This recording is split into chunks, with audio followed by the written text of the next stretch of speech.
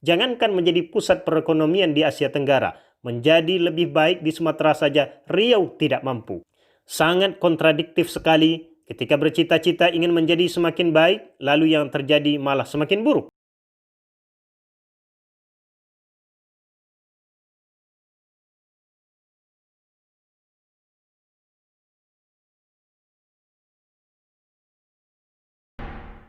Akhir hayat visi Riau 2020.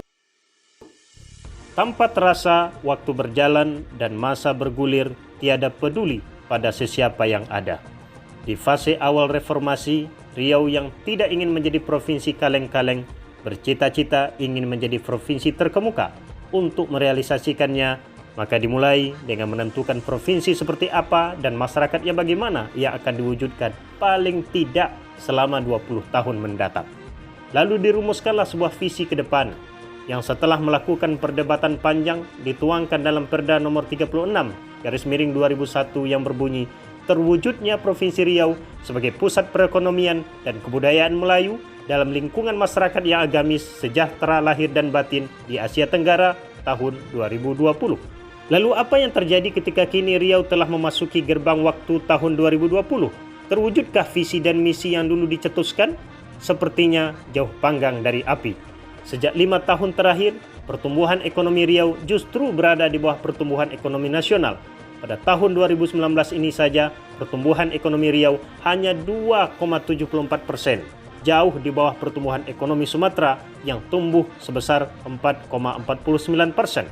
Apalagi jika dibandingkan dengan pertumbuhan ekonomi nasional yang tumbuh sebesar 5,2%.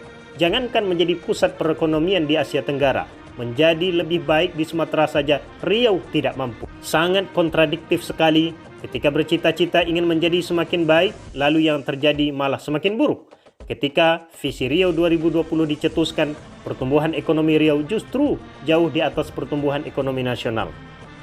Lebih parah lagi, walaupun sudah 20 tahun berjalan, tingkat kemandirian daerah di Riau belumlah baik. Meskipun mengalami perbaikan, namun persentasenya masih rendah. Pada tahun 2001, tingkat kemandirian daerah pemerintah Provinsi Riau hanya sebesar 25,58%. Sedangkan pada tahun 2018 naik menjadi 42,92%. Artinya, kucuran dana yang mencapai ratusan triliun belum mampu membuat Riau berdiri tegak atas kemampuan sendiri. Masih terdapat 490.720 jiwa penduduk miskin atau 7,8%, di mana 314.790 jiwa diantaranya hidup di pedesaan. Tingkat pengangguran terbuka 5,97% yang merupakan nomor 3 tertinggi di Sumatera setelah Kepri dan Aceh. Lapangan pekerjaan utama penduduk adalah di sektor pertanian, yakni 37,88% dan profesi utama yang dominan adalah sebagai buruh atau karyawan yang mencapai 43,41%. Parahnya lagi adalah kisaran tingkat inflasi yang masih cukup tinggi, yakni mencapai 4,2%. Dengan nilai tambah petani NTP yang rendah, keadaan tersebut akan semakin memperdalam dan memperparah kemiskinan rakyat. Lalu mengapa semua itu bisa terjadi? Pertama, sejak otonomi dan desentralisasi fiskal diterapkan, semakin tidak terjadi sinergi kebijakan pembangunan di Riau. Antara provinsi dan kabupaten kota tidak membangun suatu kesepahaman pembangunan bersama yang akan mengungkit kesejahteraan rakyat secara lebih kuat. Masing-masing bergerak secara parsial, sehingga multiplier efeknya rendah dan pembangunan daerah tidak berlangsung secara holistik. Kedua, Riau tidak kunjung terlepas dari ketergantungan terhadap alam dan segala isinya. Eksploitasinya dilakukan secara berlebihan dan tanpa pengawasan yang tegas. Muaranya adalah kerusakan lingkungan, baik karena peti dan karhutlah. Tidak ada kesadaran bersama untuk membangun inovasi dan kreativitas tanpa merusak alam. Justru dengan bernuansakan irama politik yang tercipta adalah memenuhi keinginan jangka pendek yang mengharu-birukan. Ketiga, uang yang diperoleh dari kebijakan otonomi dan desentralisasi tidak digunakan dengan baik. Seakan-akan uang itu tidak memperoleh berkah. Dana sekitar 670 triliun yang sudah dicurahkan ke Riau tidak menghasilkan output pembangunan yang bermanfaat tinggi. Marginal cost-nya ternyata lebih tinggi dari marginal revenue-nya. Oleh karena itu, tidak mampu mengungkit kesejahteraan rakyat secara signifikan. Pemanfaatan dana tidak diarahkan pada otonomi kesejahteraan, arahnya lebih kepada pencitraan dan lebih bernuansa penggelapan oleh aparatur pelaksana. Sampai saat ini, persoalan transportasi dan air bersih baik di wilayah perkotaan maupun pedesaan tidak terselesaikan secara memadai dan tepat. Listrik pun masih mengandung masalah yang tak kunjung usai. Keempat, orientasi pembangunan sumber daya manusia tidak dilakukan secara sistematis dan tepat sasaran.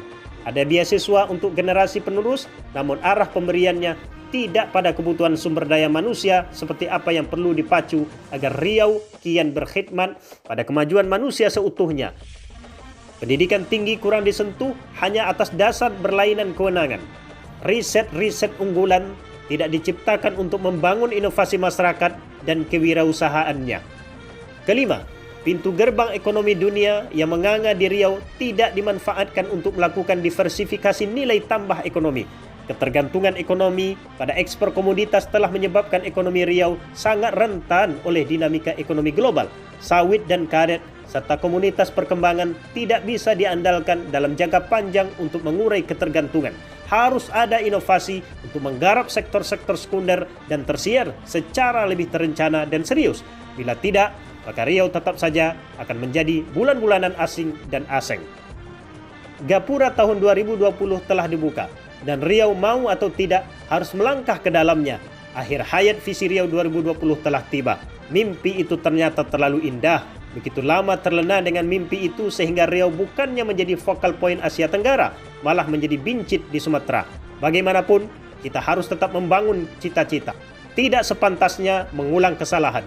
Itu hanya membuat kita jadi keledai. Merumuskan harapan adalah sebuah kepatutan dan menggapai harapan adalah sebuah keharusan. Semua itu memerlukan kebersamaan, bukan sekedar kepentingan kawan-kawan. Segeralah berbenah.